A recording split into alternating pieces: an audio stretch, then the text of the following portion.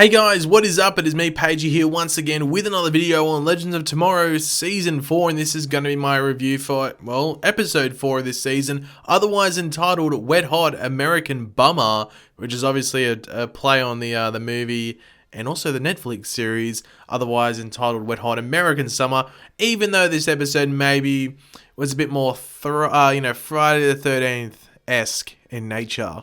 But obviously, before we go ahead, spoiler alert, we're going to be talking about the big parts of this episode. So if you don't watch the episode, go watch it, then come back to this video later on. But obviously, last episode saw our legends travel to 1970s London. And really, the big thing to take from that episode was the introduction of Charlie, who is basically the new Amaya. So it's a shapeshifter called Charlie who turned into Amaya, but then Constantine took away her powers when she was looking like Amaya, so she's stuck looking like Amaya, if that makes sense. So this is Maisie Richardson-Seller's new character, and essentially, we learned throughout this episode as well, but I may as well say it now, she's essentially going to be our, encyclopedic knowledge on all these mysterious monsters that Constantine might not know about.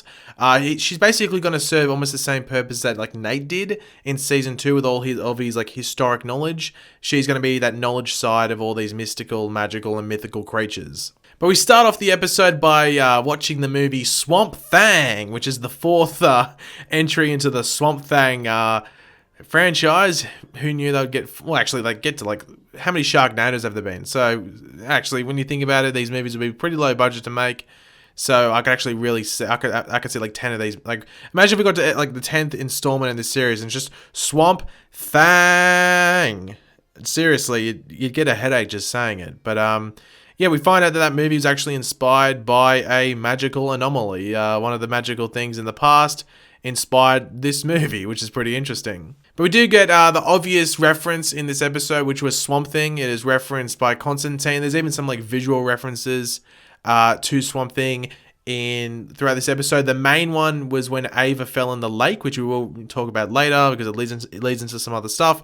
But when she falls in the lake, there's a very Swamp Thing looking made up doll to scare her. But this is the first time this season, I think it might be the first time in the entire season, or the only time, might I say, in the entire season that we will see Constantine actually dressed up in disguise. He's actually dressed as a camp counselor for half the episode, maybe a third of the episode only, but at least he's dressed up. That's one thing that he said, he wouldn't officially join the Legends because he didn't want to be dressing up, so we thought we'd be getting the trench coat, Constantine the entire season, but he rocked the short shorts for the most part and that blue tight shirt, and he was a camp counselor. And to be honest, I wouldn't mind having camp counselor John. Seriously, he might keep an eye on you, but for the most part, I just think he wouldn't really care, which would be a good thing, but also maybe a bad thing. Matters the situation, I guess.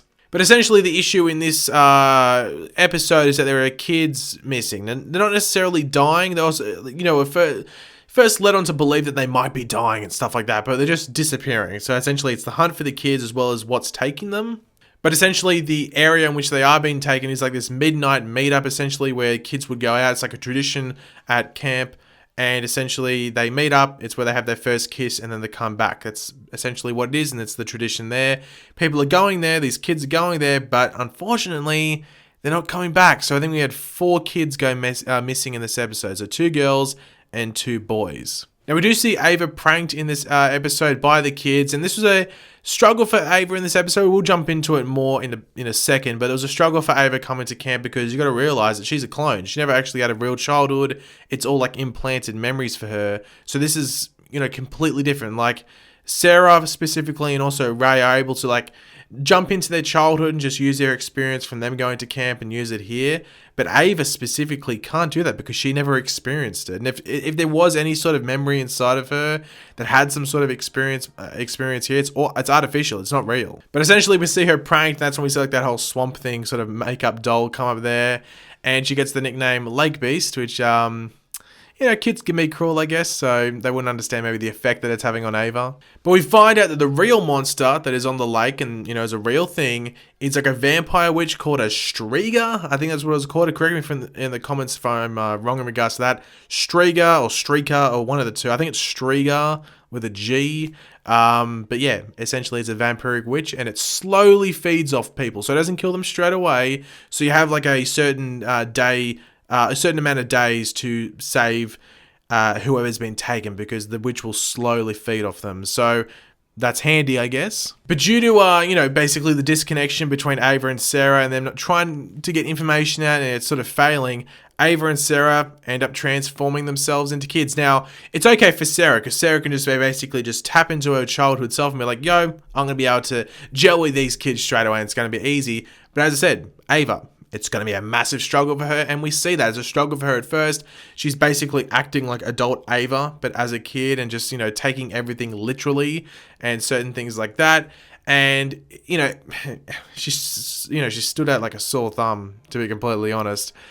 Like it wasn't good for her. I felt sort of bad for her at the same time, but she's able to, go along with it and eventually gain the kids' trust and just basically be one of them. But speaking of the kids, we do see Ray and Constantine on like a little hunt to try and find where the Strieger's lair is and find these kids that have been taken, because they know that, it's going to take a while for them to be fully gone, if that makes sense. Now, one thing that is really highlighted in this episode, I don't think it's really has been highlighted on Legends before, is Constantine's soft side for kids. Like, he really cares for kids. It's in line with the comics, and we do see a massive thing towards the end of the episode where essentially when one of the kids isn't waking up, isn't coming to, even after they've like done the whole reverse thing on the Strieger, not coming to, so Constantine basically gives him some of his life force essentially, and he passes out. So that really shows Constantine's care for them, and obviously we've seen like with Astra in the Constantine series that may come to, might come back up in this season. We'll have to wait and see. It's still early on in Legends of Tomorrow season 4, so she might come back up in some certain way, who knows. But I really did like the fact that they did focus on that in this episode, or at least highlighted in certain parts, that Constantine does have a soft side for kids. Not in a weird way either. Like some people might go, in that weird way, Pagey. No. He just has a soft side for kids. He cares for them because they're vulnerable, I guess, and stuff like that. So it was good that the show did highlight that for a certain part of this episode. But it was actually interesting to find out that the Strieger was not that old camp counselor, which I think they were trying to make it seem like that was, because she was all like mean and grumpy and stuff like that. But it was actually the over-enthusiastic and bit of a tool named Chad. So Chad was the Strieger. He was the one that was, and I guess that makes sense. Like he's like, nice to the kids. He'd maybe be able to lure them in. Maybe the ones that we didn't see, he might be able to lure them in if needed to take them into his little lair so he can feed off them. So Strieger is Chad, and we get to see like the full form when like Constantine and Ray take the life force back and put it into the kids. So we see the Strieger when it's all like disheveled and green and just, disgusting, to be completely honest. I thought it looked pretty good as well. But it was pretty cool seeing the child versions of Ava and Sarah just go full on kung fu on that Strieger and defeat it pretty easily. I thought that was pretty cool. But as I said, Charlie was the one that sort of had all this information on the Strieger and really let them, plan ahead what was going on. So it's going to be interesting to see how useful she is going forward, as well as what she does outside, because she can't just stay on the Wave Rider all the time. So it's going to be interesting to see how she's used on the outside of the Wave Rider and how she's used in certain episodes. But yeah, I think she was useful in this episode. But speaking of Charlie, we did see like maybe a possible romance budding between Mick and Charlie, some similarities between the two. Like Mick's really never had any sort of thing like that on the show before. I remember back in like season 2, a lot of people were like sort of shipping Mick and Amaya. Because I'm not too sure necessarily why that was. I just remember that there was something like that. As you know me, I'm not the biggest on ships, but if they work, I go with them. If they work, they work. Like I think Ava and Sarah work and stuff like that. Don't necessarily think Nate and Amaya worked that well, but the show did it, so I have to go with it, I guess. But yeah, Mick and Charlie, they might do something, so let me know in the comments if you want that to happen. But essentially, the end of the episode, as I said, Constantine is dying and they need someone to save him. So Ray suggests an option, and that option is Nora Dark. And she seems to be working in some sort of like fair or something like that, or some like role-playing fair.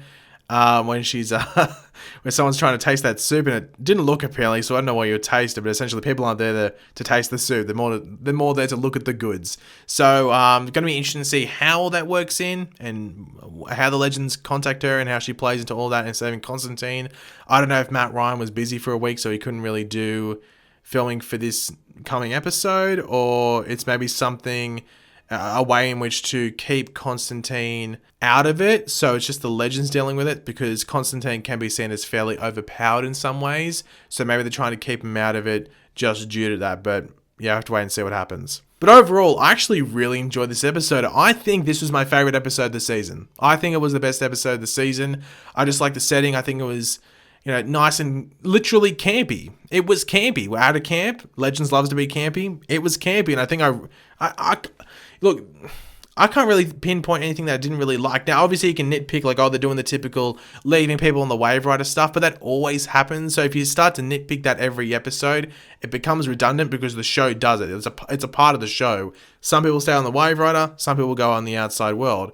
So I was sort of fine with that, and also gave us some Mick and Charlie stuff. Maybe Zari was like the loose end in that. Like, maybe Zari should have been out at the camp. That might have been good. Actually, I think Zari would have been cool because they wouldn't have camps in the future. It'd be like almost like a new thing for Zari. So maybe they should have had Zari at the camp as well. But, well, lost opportunity, I guess, there. Or missed opportunity, might I say. But apart from that, I really enjoyed this episode, seeing just, Ray, Constantine in that camp environment, also Sarah and Ava, and just Ava's struggle as well. So it was a good episode for Ava in regards to, her character and stuff like that. And, cool Swamp Thing references and stuff like that. So I enjoyed it. I think it was the best episode of the season. You might disagree with me, but that's the beauty of having an opinion. You have your opinion, I have mine. But thanks for watching, guys. Hopefully you enjoyed the video. If you did, it'd be awesome if you could drop a like and it shows support. Let me know in the comment section down below your various opinions on this episode. What was your favorite part? What part didn't you like? What was your overall opinions on this episode? Let me know in the comment section down below. And of course, if you are new to the channel, make sure to subscribe. I'll catch you later, guys. Goodbye.